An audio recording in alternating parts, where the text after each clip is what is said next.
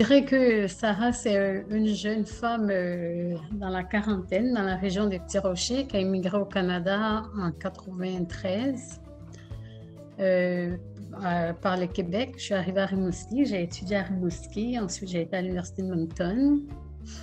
J'ai étudié là aussi.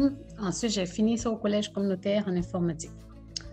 J'ai quand même travaillé une vingtaine d'années au niveau de l'informatique, au niveau du département des technologies de l'informatique au CCNB. Mais pendant ce temps-là aussi, j'avais toujours mon petit à côté qui était la coiffure parce que je faisais ça depuis petite, depuis l'Afrique, je faisais ça. J'allais à New York quand j'avais du temps libre dans mes étés. J'allais travailler dans les salons de coiffure. J'ai aussi travaillé plusieurs étés pendant longtemps avec ma mère parce que ma mère a eu un salon de coiffure pendant une dizaine d'années sur la rue Saint-Hubert à Montréal. Donc, j'allais souvent aider ma mère aussi à faire la coiffure, la couture et tout. Donc, en 2010, ma grande sœur m'a encouragée fortement de m'ouvrir quelque chose à Caraquet, de commencer à prendre des clientes. Donc, c'est ça. Donc, j'ai commencé à prendre des clientes à Caraquet. Et dû au fait que mon travail au CCNB a été changé, ils m'ont donné un autre poste de gestion au niveau du centre de données. Donc, il fallait que je déménage à Batteux. Donc, quand j'ai déménagé, mon mari vient de la région des Petits-Rochers. En passant, mon mari s'appelle René Boudreau. Il vient de la région des Petits-Rochers. Ça fait 25 ans qu'on est mariés. Donc, oui, donc on a décidé de se construire à Petits-Rochers. Donc, quand on s'est construit, j'ai décidé d'ouvrir mon salon de coiffure. Parce qu'à Caraquet, je le faisais dans ma salle à dîner. Donc, j'ai décidé d'ouvrir mon salon de coiffure parce que je me suis dit, bon, regarde, c'est quelque chose que je fais depuis l'âge de 12 ans. Ça fait partie de moi. C'est différent de la coiffure typique de tous les jours. Moi, le service, moi, c'est vraiment comme au niveau des rallonges de cheveux, pour la longueur de cheveux. Ma spécialité, c'est vraiment au niveau de la clairsemence aussi. Les personnes qui ont des cheveux minces. J'ai beaucoup de clientes aussi qui ont un cancer, qui ont la perte de cheveux, qui viennent ici pour des perruques. Donc, je leur fais des perruques vraiment personnalisées sur mesure pour eux, avec la mesure, la couleur qu'ils veulent, etc., etc. Aussi, je me spécialise aussi dans le développement de produits capillaires pour aider avec la repousse, qui ne sont pas nécessairement des perruques, mais c'est vraiment des produits capillaires pour aider à réparer les cheveux brisés. J'ai ma propre marque. J'ai ma propre marque de produits. Oui, j'ai développé ma propre marque de produits, puis ça continue. Il y en a d'autres qui s'en viennent. Aussi, j'ai mes cils aussi. J'ai ma propre marque de cils, comme les cils que je porte en ce moment. C'est ma marque de cils. J'ai mes propres gammes de cils aussi et différents produits. Je dirais que c'est vraiment sur rendez-vous. C'est parce que c'est vraiment sur rendez-vous et la raison pour laquelle c'est que la confidentialité au niveau de mes clientes est ma priorité. Parce que étant donné que je travaille beaucoup avec des personnes qui ont des cheveux clairsemés ou des fois des personnes qui ont des cas de cancer, c'est très, très, très important que ce soit confidentiel. Donc, ce qui fait qu'on ne peut pas arriver juste ouvrir et puis voir que je suis en train de travailler avec une cliente. Parce que j'ai certaines clientes que tu sais, la clairsemence, les femmes, c'est très important les cheveux pour nous. Donc, pour certaines personnes, c'est vraiment l'estime de soi qui est vraiment attaqué quand ils n'ont pas de cheveux. Donc, ces personnes-là, souvent, quand ils viennent ici, une des raisons principales pour qu'ils viennent ici, parce qu'ils savent que quand ils viennent ici, je prends mon temps, je suis seule avec eux. C'est aussi au niveau psychologique aussi. Tu sais, on n'est pas médecin ni rien, mais on doit remonter le moral de certaines personnes qui sont atteintes de cancer, des choses comme ça.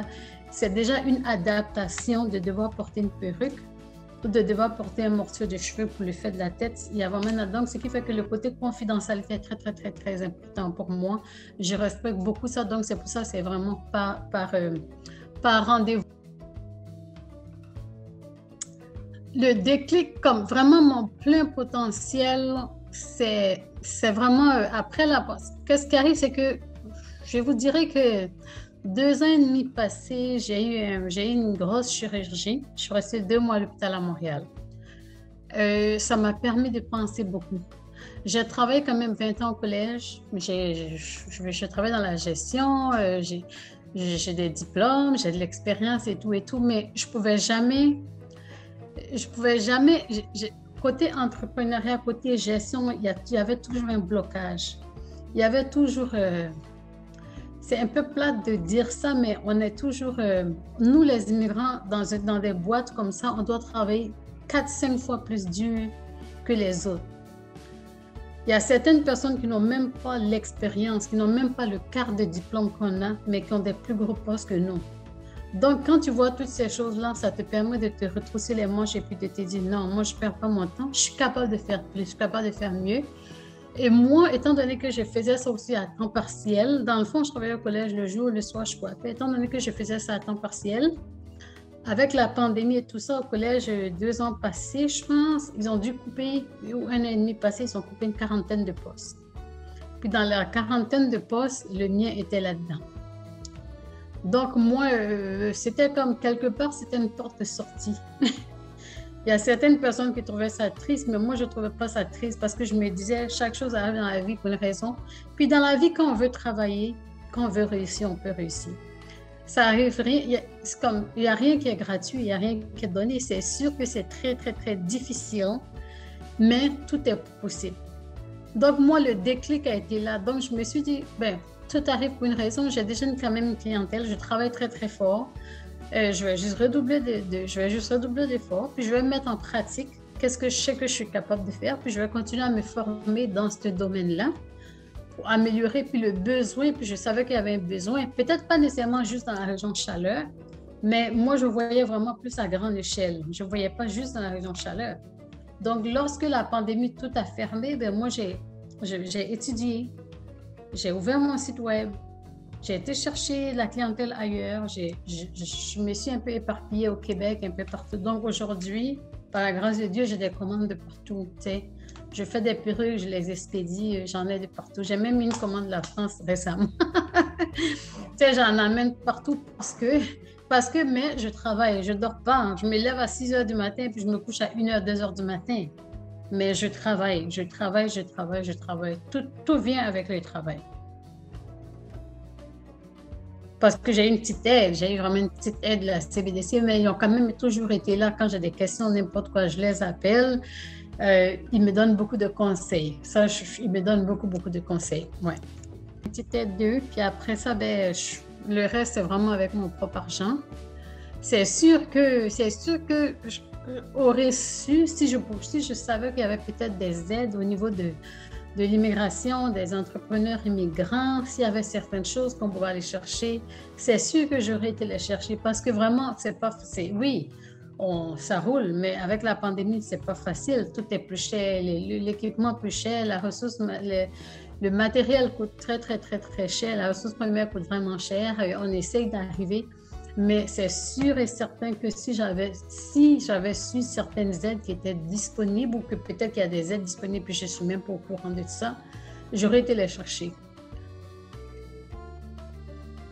Malgré les obstacles, parce que des obstacles, on en a, mais ce qui me motive le plus, c'est que c'est surtout ces clientes-là que je sais que ça leur donne quasiment un deuxième souffle de vie. Ça peut sonner vraiment étrange, mais j'ai des témoignages, je te dis que je pourrais vous montrer des clientes, c'est incroyable. Moi, j'ai un fils d'une dame qui m'a écrit, ça faisait des années, sa mère ne sortait plus de la maison, elle se laissait y aller. Aujourd'hui, elle va partout. J'ai une autre de mes clientes qui m'a dit, elle a dit, Sarah, j'ai passé au bord du suicide. Elle dit, mais aujourd'hui, je sors parce qu'elle dit, je ne pouvais même pas aller au magasin parce que la seule chose que les gens regardaient, c'était le fait de ma tête. C'est incroyable, hein? C'est incroyable.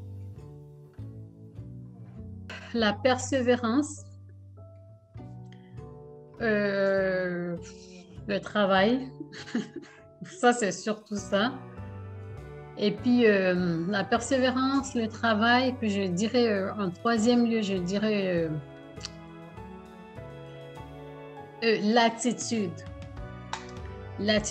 Parce que on peut être le meilleur dans tout ce qu'on fait. On peut être la meilleure technicienne, on peut être le meilleur gestionnaire, on peut être la meilleure personne dans tout ce qu'on fait. Mais tant qu'on n'a pas l'attitude, on peut avoir toutes les aptitudes qu'on veut, mais si tu n'as pas l'attitude avec les gens, ça ne se rendra jamais loin. C'est vraiment ça qui fait la différence, l'attitude qu'on a avec les gens, de pouvoir se mettre au même pied d'égalité, de ne jamais se mettre au-dessus des gens, mais de se mettre soit en dessous ou au même pied d'égalité, mais ne jamais se mettre au-dessus des autres. Je pense que ça, c'est ça, je pense, que est vraiment la clé du succès. Moi, je dirais la saveur, ça serait une francophonie diversifiée, diversifiée de différentes cultures, parce que dans le fond, ces cultures-là, ça nous permet d'apprendre sur la culture francophone existante et d'apprendre sur les différentes cultures francophones aussi qui viennent d'ailleurs. On s'enrichit avec ça. Comprends? C'est quand même, c'est un enrichissement qu'on va chercher. Moi, c'est ça que je dirais.